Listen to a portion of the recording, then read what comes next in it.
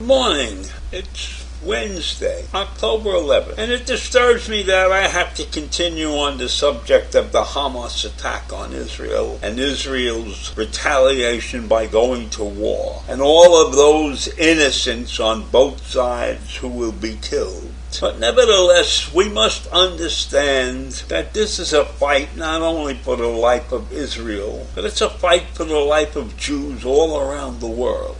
Because antisemitism is running rampant. And when we have 31 college organizations in Harvard blaming Israel for the Hamas attack, that's a disgrace. These are people who are getting a great education. These are people who will go out into the world and effectively be able to influence others. We cannot afford to have people like this not understanding what's really going on in the world. Their ideas and their thoughts are entirely irresponsible. But that's what we're faced with around the world.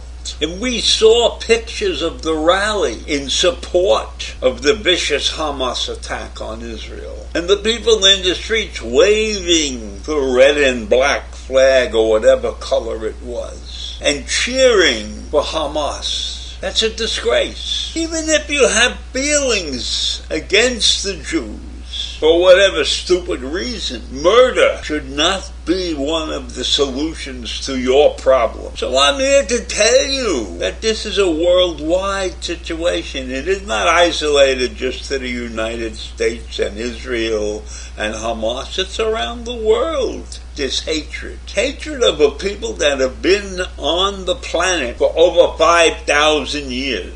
And maybe that's the problem. We've outlasted everybody else. So back to Harvard. 31 Harvard University student organizations are holding Israel entirely responsible for the Hamas mass slaughter of innocent people, and the taking of the hostages, and the parading of those hostages, some women naked in the streets being spit on by the locals. Is that a demonstration, a peace-loving demonstration? No, that is vicious antisemitism at its excess extreme. The actions of these 31 organizations caused for a call of action by a congresswoman for the Ivy League school to denounce the abhorrent and heinous support of evil and terrorism. Harvard themselves, at levels above what these university groups have gotten together and done, should be stepping in and telling them that they are wrong, that these types of extreme opinions are not welcome at the school. So these students, these 31 student organizations, sent a letter, a joint statement by the Harvard-Palestine solidarity groups on the situation in Palestine, condemned Israel even as its residents are kidnapped and more than 700 have been killed by the terrorist organization. Yes, Maybe in some far-out fashion one could say that the Palestinians have been treated poorly, but they have earned it. The Palestinians are at fault for the situation that they are in. They're a nation that has contributed nothing but violence to the world. And they sit in a territory that they really don't belong in. And they have to be watched carefully because they are a dangerous group.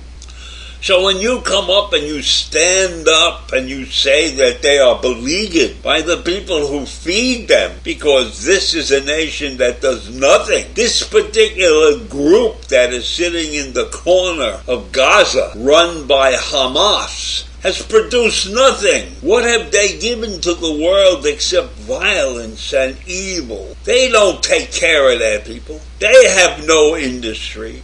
They have contributed nothing to the rest of the universe except terror. So why and how can a group of so-called intelligent people stand with the evils of Hamas and say that Israel is at fault? Israel would be 100% happy if they didn't have to watch their ass constantly because of this neighboring group in the Gaza Strip. This is a disgrace. When people have a one-sided view of what's going on in the world, and I believe that all these 31 student organizations are anti-Semitic to the core, because there's nobody in their right mind that would believe that this is a valid attempt at freedom. You know, negotiation counts. Nobody's stopping those from the Gaza Strip from negotiating.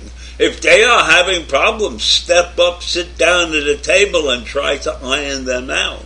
Killing people is not the way to solve your problem. Now, if they had an armed force that was capable of possibly taking over a country, maybe one would look at this differently. But these people have no chance. They are going to get annihilated. These lunatics who have attacked Israel have put their whole community, all of those lives at stake, because Israel is not going to stop this war. They're going to come in and they are going to destroy the Gaza Strip. And who's going to be blamed for that? Are all of these 31 Harvard organizations going to blame Israel for retaliating? Probably yes. Because no matter what Israel does in its life, there will always be people pointing a finger at us and saying, we are wrong. We are not wrong. There's 14 million Jews, less than 1% of the world population, and there's anti-Semitism against them all over the world. So I look at these 31 groups in Harvard, and I look at them as a group of anti-Semites. And Harvard should be ashamed to have these organizations in existence on their campus. And yes, people are entitled to their opinion, but hatred is not something that I consider freedom of speech.